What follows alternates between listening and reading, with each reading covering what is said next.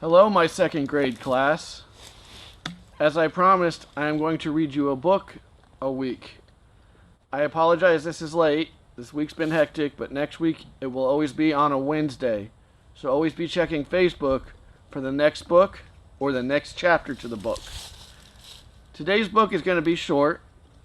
This is Where There's Smoke, There Is Fire by Ed Mullins, illustrated by Danica Karlovic.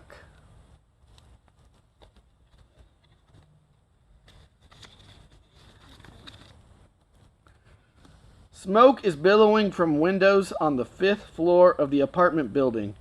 People on the street below look up and notice the smoke. Those who look carefully can see flames. Sirens can be heard in the distance. Someone must have reported the fire. Here comes the fire brigade. The fire engine and fire truck pull up in front of the building. The firefighters are here, and they are ready to go work. Hopefully they have arrived in time to put out the fire before anyone gets hurt. Sadly, the scene is repeated all too often.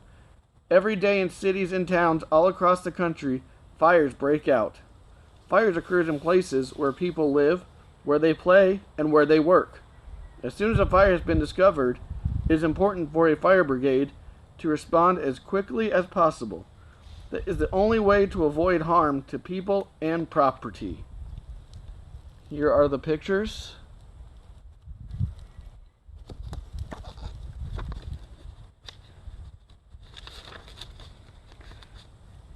Firefighters must have total dedication to their jobs. This is important because firefighters is very dangerous work. It is one of the most important jobs a person can do. Because of their dedication, firefighters do everything possible to save lives. Many firefighters have even given their own lives to save others. Before firefighters can rush into a burning building, they must learn many things. First, firefighters must complete a long training program.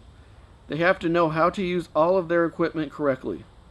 This includes items such as hoses, axes, oxygen tanks, with face masks, ladders, and ropes. They also have to learn how to drive the fire trucks.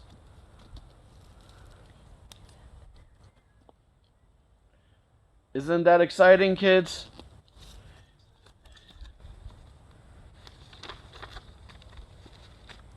Second, firefighters must learn how to communicate with each other.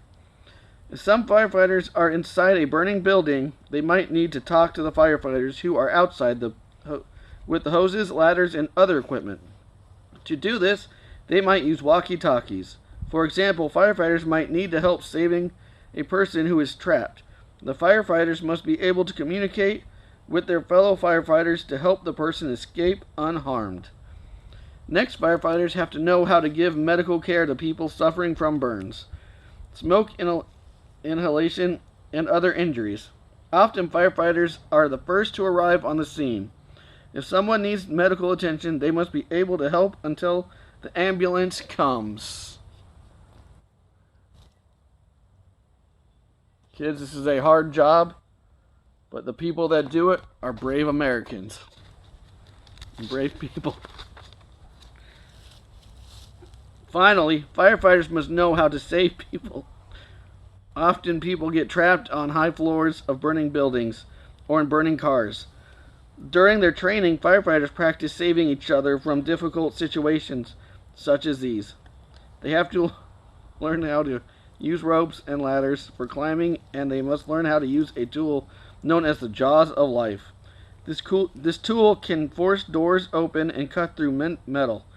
It is used most often to help free people who are trapped in cars or buildings.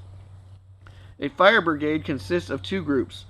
The group on the fire engine, or pumper, is called the engine company. Those firefighters handle the water pump and hoses. The group on the fire truck is called the ladder company. They handle the ladders and the platform that can be raised high into the air.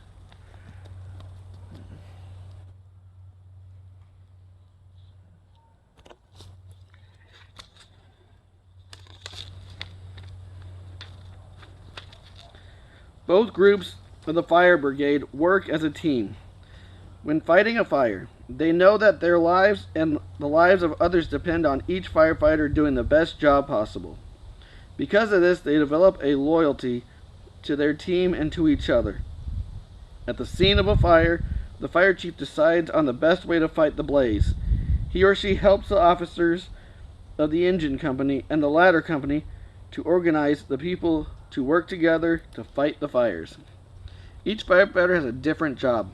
For example, one person's job might be to control the nozzle on the hose. When a brigade gets to a fire, a big hose is used to connect to the pump to the fire hydrant. This allows water to flow into the pumper. Next, hoses called the lines are connected to each other. At the end of the line of hoses is a nozzle. Water shoots out of the nozzle with such force that it's difficult to aim the spray of water. Controlling the nozzle requires a lot of practice and skill.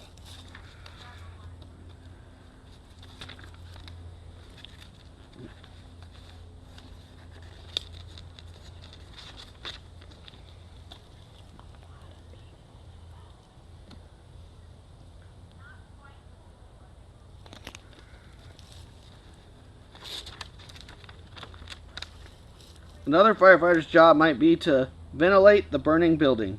Once the engine crew is inside, the outside vent person goes to work. He or she ventilates the building by opening doors and breaking windows, if necessary. While the engine crew puts out the fire inside, smoke and heat can escape through the broken windows and open doors. This makes it easier for the firefighters to put out the flames. While the main job of the firefighters is putting out the fires, they are also work to prevent fires. Firefighters often visit schools and workplaces to teach fire safety rules. They tell people how to prevent fires. For example, many of the fires caused by flammable materials, a rag coated with paint that is left lying in a basement can start a fire. Many house fires are started by flammable materials such as this.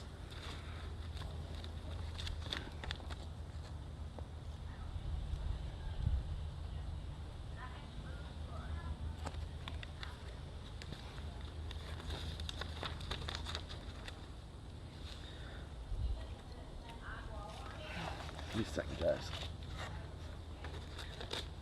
Sometimes firefighters are faced with their difficult situations. A fire may get out of control before they have a chance to put it out. If the weather is dry and strong wind is blowing, the fire can spread to other buildings. Eventually, entire city blocks and even whole sections of the city may be burning. Such a fire occurred in San Francisco after the city was rocked by a strong earthquake in 1906. Most of the buildings were made of wood, so the fire spread quickly. A large part of the city was destroyed. During times like this, a state of emergency may be declared. To gain control of the situation, the government may order a curfew. One purpose is to get people off the streets. Then they will be out of the way of the firefighters and other emergency workers. Another purpose is to prevent stealing. Sadly, stealing tends to happen after some fires. People caught disobeying curfew can be arrested.